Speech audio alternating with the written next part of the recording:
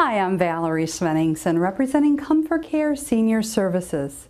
And today, I'm going to show you examples of how should the elderly dress in winter. I have several options for that. The first thought is layers. The more layers that you have on someone, the more they can maneuver it if they get too warm, or they can add more if they're not warm enough.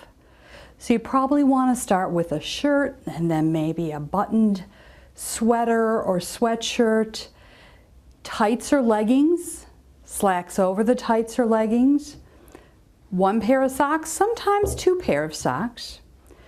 I have thin socks. It's nice to have the thin socks, and then you could put another pair over it. Coat, boots, a lap blanket. Thin gloves, same concept. Thin gloves, heavier gloves over it.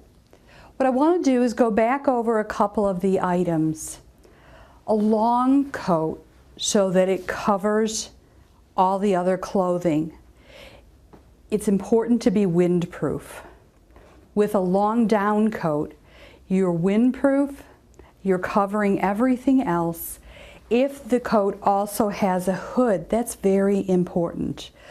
You should have a hat and the hood over the hat. That gives you a double layer. When they get into the car, they can then pull off the hood if they want to, and then when they get out, put the hood up again.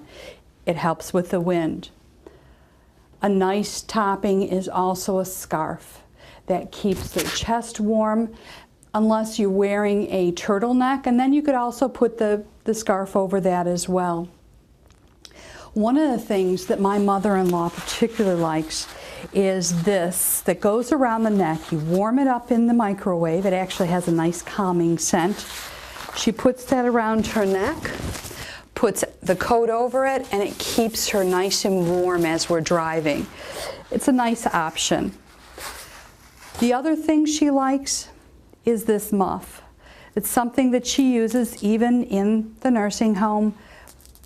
It has a nice stress ball inside, keeps her hands warm, gives her something to do with her hands, and she kind of likes the little dog part of it. It's a cute little idea, but it's also for warmth. One of the more important things to think about is safety. Boots. Boots or shoes, this is kind of combining both.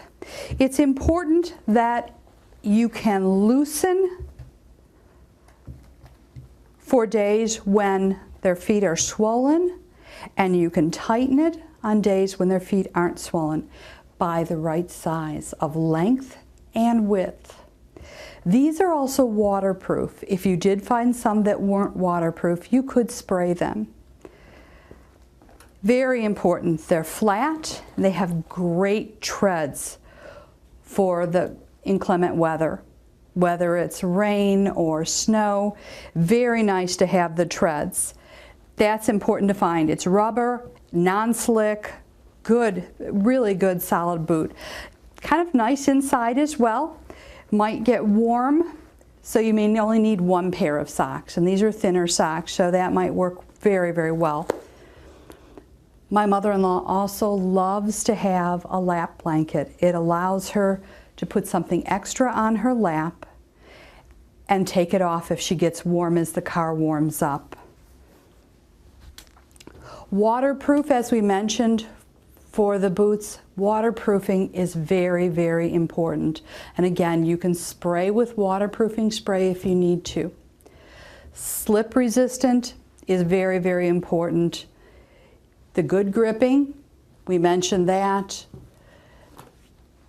The ties, I will tell you that when you tie, make sure these ties are tied correctly, and when you loop it, go one more loop around and it will stay tied longer, and that makes the shoelaces a little shorter. It's much better, it's much safer. I've given you some ideas. I'm Valerie with ComForcare Senior Services, and I've just shown you how should the elderly dress in winter.